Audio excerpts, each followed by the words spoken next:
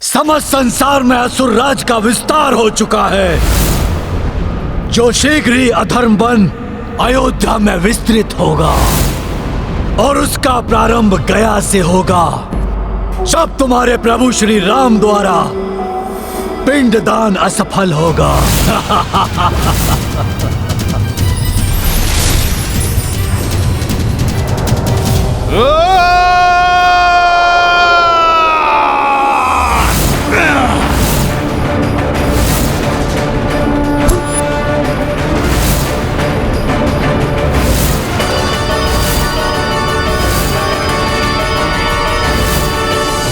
रावण वध के साथ जिस अधर्म का नाश प्रभु श्री राम ने किया है, वो पुनः जागृत नहीं हो सकता।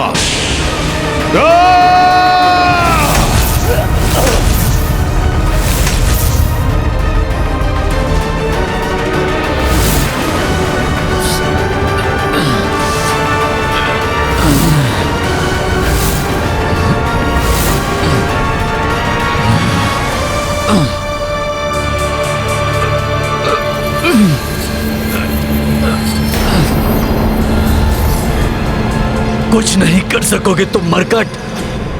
तुम दोनों ने शक्ति से, छल से दशानन रावण का तो वध कर दिया, किंतु मुझे नहीं मिटा सकोगे, क्योंकि मैं तब तक जीवित रहूंगा जब तक लोगों की सोच में महत्वाकांक्षा, काम, ईर्ष्या जीवित रहेंगे।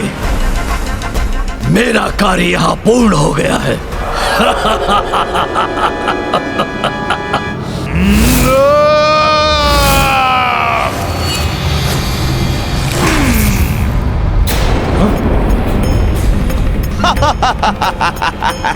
कुछ नहीं कर सकोगे तुम हनुमान, कुछ नहीं मिटा पाओगे मुझे। सोच बदलकर तुम्हारे प्रभु की सोच को ध्वस्त करूंगा मैं। प्रभु श्री राम के कार्य को कभी असफल नहीं होने दूंगा मैं। जो भी इसने किया है उसे उलट दूंगा। जय श्री राम।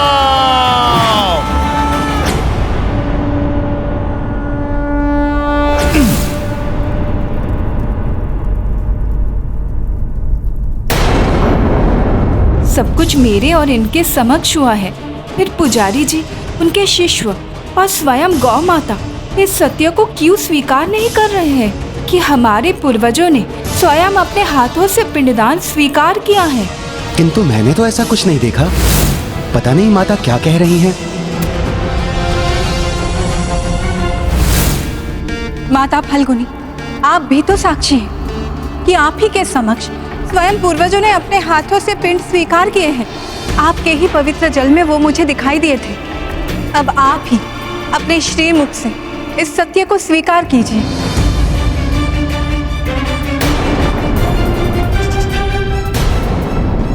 यदि मैंने सत्य कह दिया तो पिंडदान की विधि यही समाप्त हो जाएगी और प्रभु श्री राम यहाँ से प्रस्थान कर देंगे। नहीं देवी, आपको भ्रम हुआ है। मैंने तो ऐसा कुछ नहीं देखा। कोई नहीं रोक सकता मुझे, क्योंकि मैंने अपना कार्य अपने जन्म से प्रारंभ कर दिया है। स्मरण रहे मरकट, सोच बदलता हूं मैं सबकी।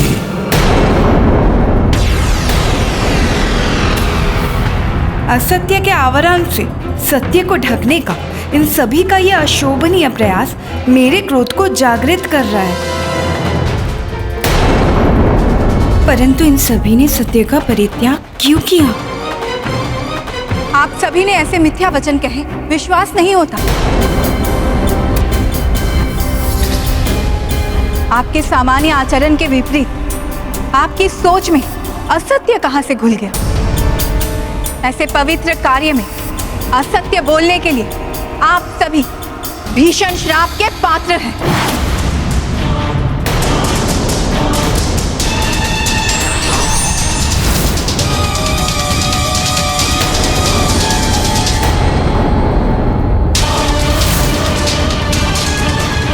माता, आप सर्वथा उचित कह रही हैं, परंतु आपने ही अभी कहा असत्य और मिथ्या इन सब के आचरण में नहीं था। ये सभी असुर निकुंभ की आसुरी सोच से प्रभावित हैं। वो दुष्ट सर्वत्र अपनी राक्षसी सोच का प्रचार कर रहा है माता, जिसका ये दुष्परिणाम है। परंतु मैं चकित हूं कि संपूर्ण जगत का मार्गदर्शन करने वाले आज इतनी सरलता से अपने ही बताए मार्ग से कैसे भटक गए।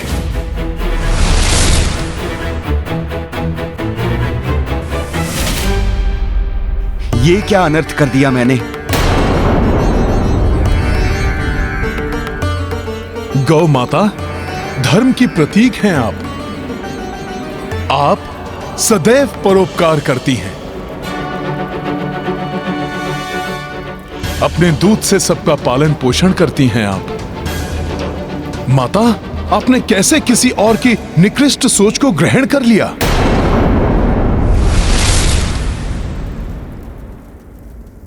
कहते हैं सरिता तो दुर्गम पर्वतों को भी काटकर अपने जल को प्रवाहित कर सभी को शीतलता और जल रूपी जीवन आधार प्रदान करती है। आश्चर्य, आज इतने तुच्छ पत्थर ने इस जीवन दायिनी सरिता को उसके मार्ग से भ्रमित कर दिया।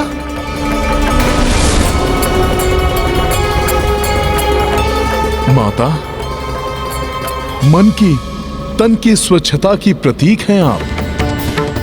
अपने प्रभाव से औरों के मन को पवित्र करती हैं। फिर आपने अपने हृदय में अशुद्धि को कैसे प्रवेश करने दिया?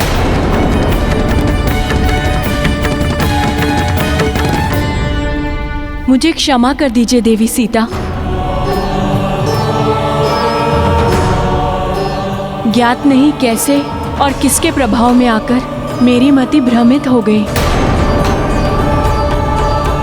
और मैंने असत्य वचन कहकर इतना बड़ा अपराध कर दिया। माता, माता, राक्षसी सोच से प्रभावित होकर हमसे बहुत बड़ी भूल हो गई, जिसके लिए मैं क्षमा योग्य नहीं हूं। मेरा आपसे निवेदन है, कृपया हमें कठोर से कठोर दंड दीजिए। आप सभी असत्य और अधर्म की काली सोच से प्रभावित होकर असत्य कहा, इसलिए मैं आप सबको श्राप देकर दंडित अवश्य करूंगी। परंतु हाँ, आपने अपनी भूल स्वीकार कर क्षमा याचना की, इसलिए मेरा श्राप अंततः आपके उद्धार का कारण बनेगा।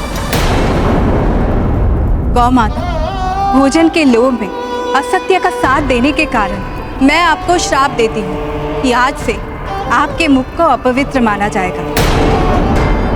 परंतु अपने भूल को स्वीकार करने के फलस्वरूप आपके गोबर को शुद्ध माना जाएगा। जहाँ गोबर होगा वहाँ माता लक्ष्मी का वास होगा। कोई भी पूजा आपके दूध और गोबर के द्वारा शुद्धिकरण के बिना पूर्ण नहीं होगा।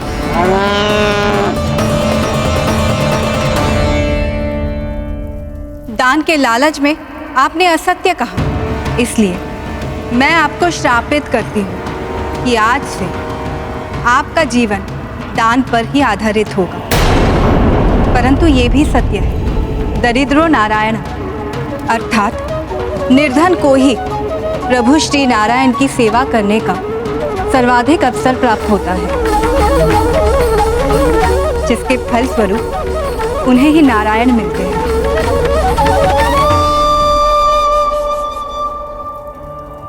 माता फल्गुनी, आपने जीवनदायिनी सरिता होने के बाद भी अशुद्धि के विकार को स्वीकार किया, इसलिए मैं आपको श्राप देती हूँ कि आज से आप धरती के ऊपर नहीं नीचे से प्रवाहित होंगी, जिससे कि धरती के ऊपर की बाहरी अशुद्धियों से सुरक्षित रहेंगे और सूखे के समय आपके जल प्रवाह क्षीण नहीं होगा।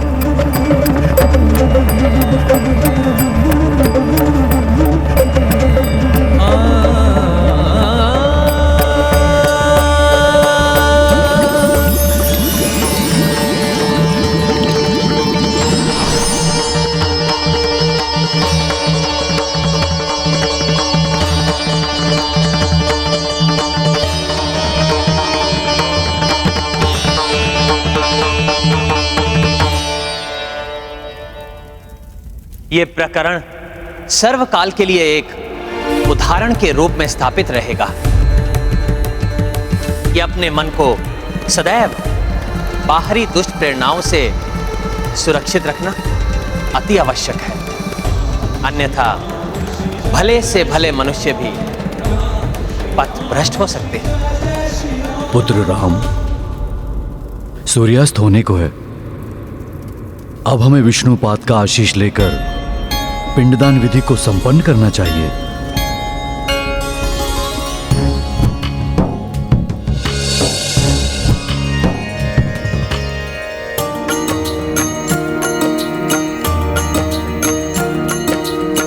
श्री हरि चरण की पूजा लाए,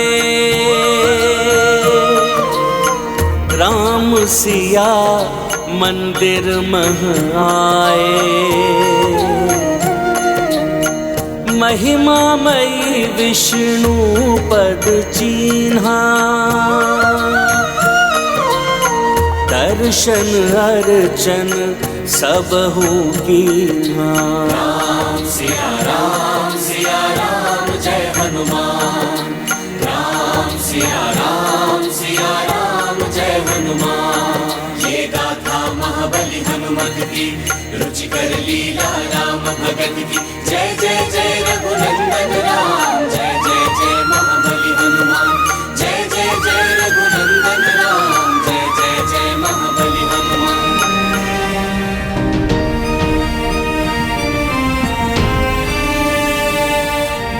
ओम नारायणाय विद्महे विष्णुदेवाय धीमहि तन्नो विष्णु प्रचोदयात्। ओम नारायणाय विद्महे विष्णुदेवाय धीमहि तन्नो विष्णु प्रचोदयात्। ओम नारायणाय विद्महे विष्णुदेवाय धीमहि तन्नो विष्णु प्रचोदयात्। ओम नारायणाय विद्महे विष्णुदेवाय धीमहि तन्नो विष्णु प्रचोदयात्। ओम नारायणाय विद्महे विष्णुदेवाय धीमहि तन्नो विष्णु प्रचोदयात्।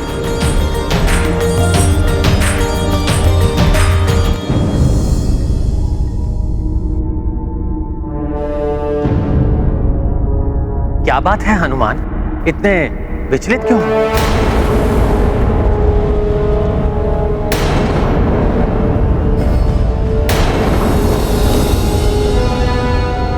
प्रभु, मेरा सामना करते समय असुर निकुंभ ने मुझे चेतावनी दी थी।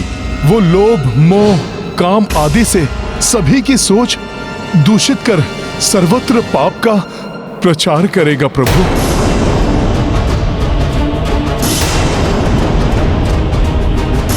गया की इस पावन भूमि पर गौ माता और फल्गुनी माता जैसी सदा आत्माओं को अपनी सोच के दुष्प्रभाव से ग्रसित करने वाला, कहीं राम राज्य स्थापित होने के पूर्व ही अपनी कुटिल सोच से, अपनी कुत्सित सोच से इस संसार में मेघनाथ और रावण जैसे दुष्टों को पुनः उत्पन्न कर दे।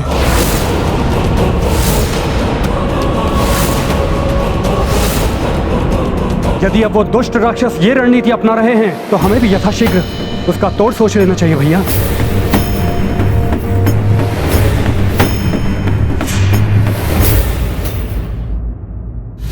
अयोध्या लौटने पर सर्वप्रथम संसार के कोने कोने से महाज्ञानी, महातपस्वी, महर्षियों को आमंत्रित कर अयोध्या की राजसभा में इस विषय पर विचार होगा।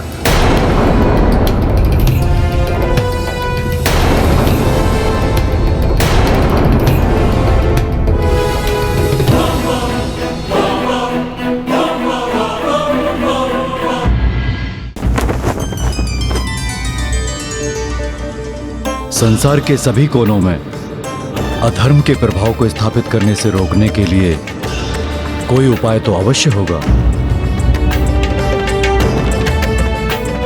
अब मात्र एक ही उपाय है।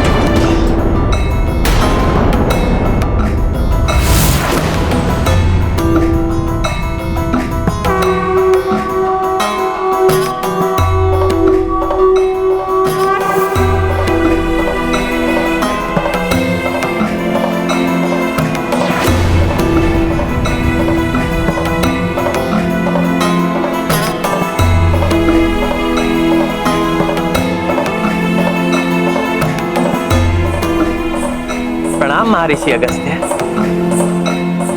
कल्याण हो।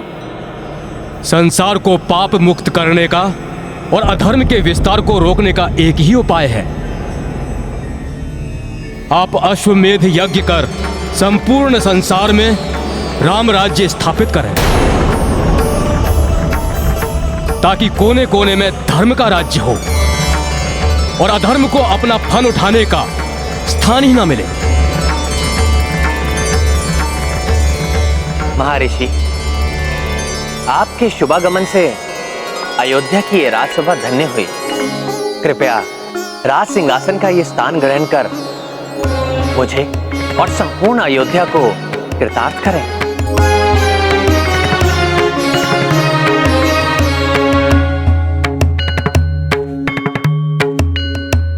महर्षि, यदि आपके अनुसार अश्वमेध यज्ञ से ही अधर्म के विस्तार को रोका जा सकता है, तो मैं दशरथ पुत्र अयोध्या सेवक राम ये घोषणा करता हूं कि मैं एक नहीं कई अश्वमेध यज्ञ करूंगा।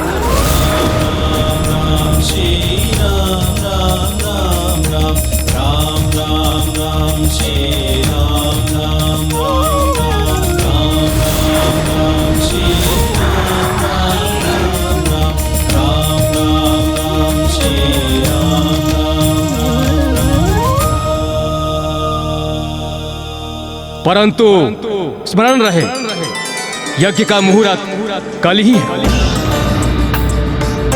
और ये यज्ञ विशेष अश्व से ही संभव है। इसीलिए यज्ञ को यथाविधि प्रारंभ करने हेतु कल प्रातः सूर्योदय के पूर्व मंगल स्नान के लिए उस अश्व का अयोध्या में उपस्थित रहना आवश्यक है।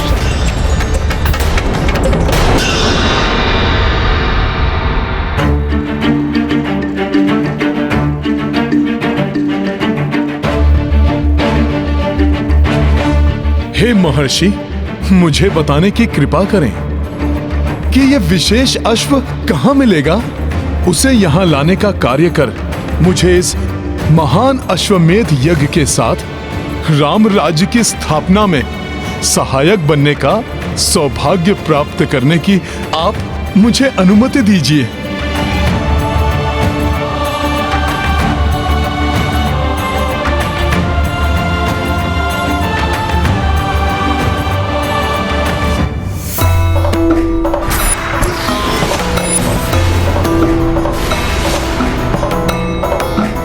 ऐसा अश्व पूर्वोत्तर के नारायणपुर नामक राज्य में राजा कुशल और उनके भ्राता राजा मंगल के संरक्षण में है। दोनों ही भ्राता बड़े धार्मिक प्रवृत्ति के हैं और दोनों ही महान प्रभु भक्त हैं। और हनुमान, तुम्हारे प्रति उनके मन में अपार श्रद्धा है।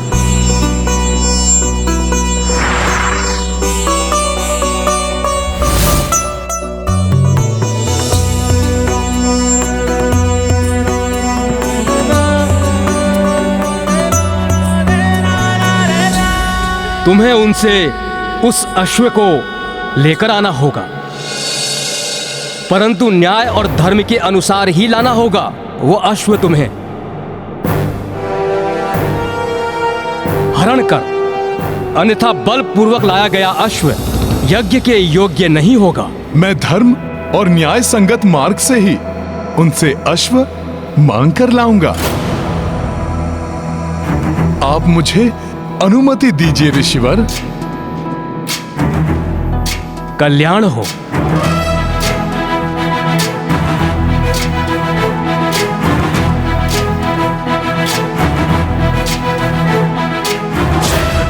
ज्ञान गुण सागर जय कपी सती लोक उजागर। जय हनुमान ज्ञान गुण सागर जय कपी सती लोक उजागर।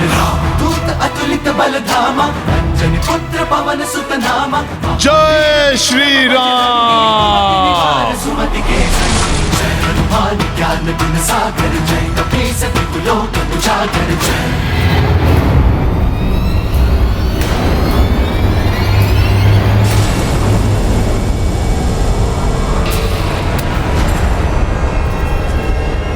हो रहा है न जाने ये कैसा आभास। आ रहा हो कोई जैसे, ऐसा है मुझे विश्वास।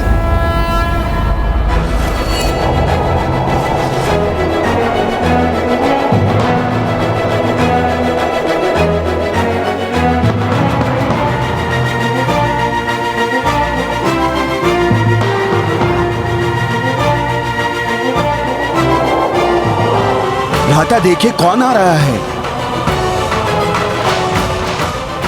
हम भक्तों की नगरी में राम भक्त हनुमान आ रहे हैं। इस नारायणपुर नगरी में प्रवेश करते समय ऐसा प्रतीत हो रहा है कि जैसे मैं किसी मंदिर में प्रविष्ट हो रहा हूं।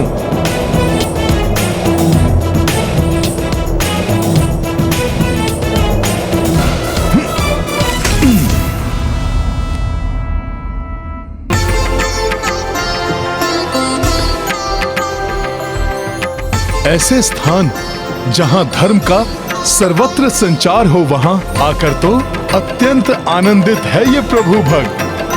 परंतु मुझे देर हो उसके पूर्व ही दोनों राजभ्राताओं से भेंट कर उस अश्व को मांगना होगा। महाबली हनुमान की, राम भक्त हनुमान की, पवन सुत हनुमान की, महाबली हनुमान की, राम भक्त हनुमान की, पवन सुत हनुमान की, महाबली हनुमान की, राम भक्त हनुमान की।